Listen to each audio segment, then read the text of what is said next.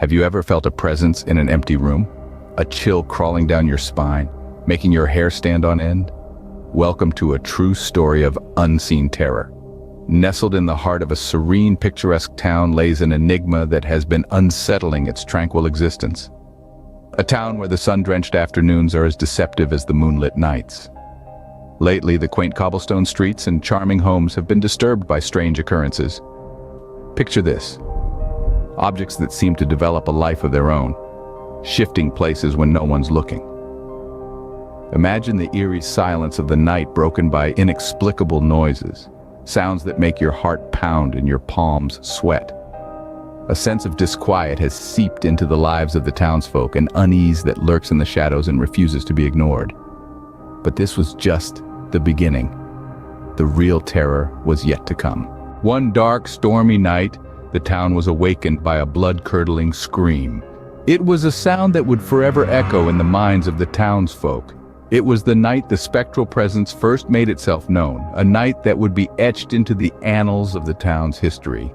The wind howled like a pack of wolves, seemingly carrying with it an ominous message. The trees bent and swayed, their branches scratching at the windows like skeletal fingers. The town was plunged into an eerie darkness, the only light coming from the occasional flash of lightning. And then, amidst the cacophony of the storm, people reported seeing a figure, a ghostly figure, ethereal and chilling, its silhouette illuminated by the storm's sporadic light. It was like nothing they'd ever seen before, a specter that seemed to defy the laws of the natural world. As if the sight of the apparition wasn't enough, strange events began to unfold. Doors slammed shut with no one near them, their echoes reverberating through the empty corridors of homes. Lights flickered on and off, casting shadows that danced and contorted on the walls. An icy chill permeated the air, wrapping its cold fingers around the hearts of the townsfolk. Whispers seemed to drift on the wind, eerie and unintelligible, as if the specter was trying to communicate from beyond the veil. The fear was palpable. It hung heavy in the air, a tangible force that seemed to grip the town in its icy clutches.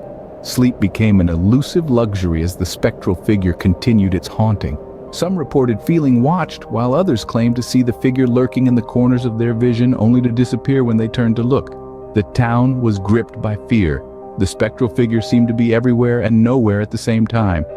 It was a night of terror, a night of the specter, a night that would forever haunt the dreams of those who lived through it. Days turned into weeks, and the haunting continued.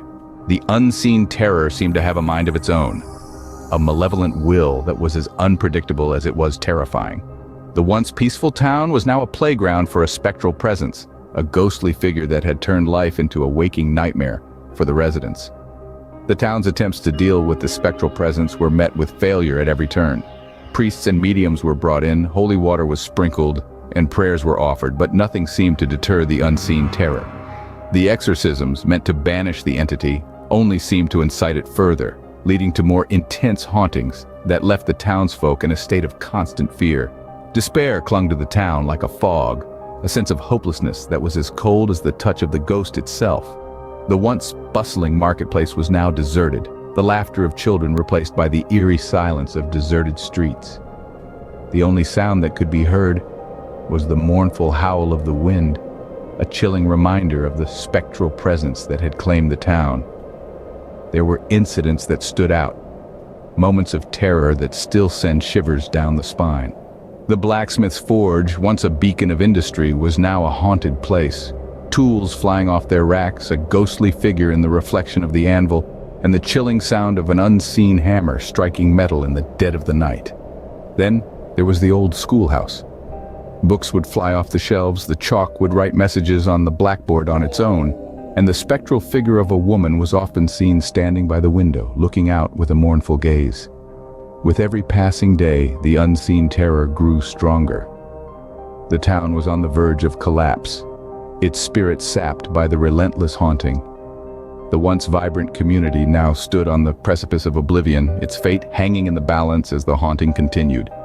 In the face of overwhelming fear, the town decided to confront the spectral presence head-on.